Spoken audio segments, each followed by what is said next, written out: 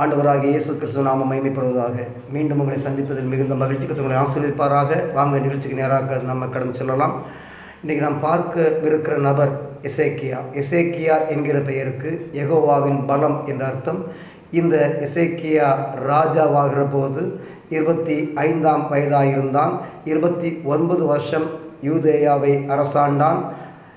யூதேயாவுக்கு 12வது ராஜாவாக இந்த எசேக்கியா காணப்பட்டான். பிரியமானவர்களே, இவனுடைய ஆட்சியில் சிறந்த காரியங்கள் எல்லாம் நடந்தது. கர்த்தருக்கு பிரியமான காரியங்கள் எல்லாம் செய்தான். அதற்கு முன்பு இருந்த சகலவிதமான பொல்லாப்பை எல்லாம் அகற்றிவிட்டு கர்த்தருக்கு பிரியமான காரியங்களை செய்தபடியினாலே அவன் ஜெபித்த வேளையிலெல்லாம் கர்த்தர் அவனுக்கும் இந்த தேசத்துக்கும் அனுகூலமாக இருந்தார் என்று சொல்லி வேதத்தில் நாம் பார்க்கலாம். பிரியமானவர்களே, இவன் வியாதிப்பட்டிருந்த போது மரணத்துக்கு எதுவான வியாதியாக இருந்தான்.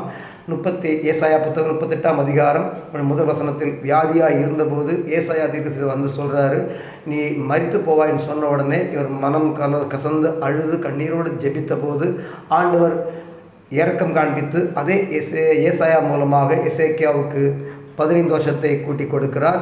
அதன் பிறகு இவர் கர்த்தருக்கு சாட்சியாக இருக்கிறார். பிரியமானவர்களே, இந்த எசேக்கியா ராஜாவினுடைய மனைவியின் பெயர் ஹெப்சிபா என்று சொல்லி பார்க்கலாம்.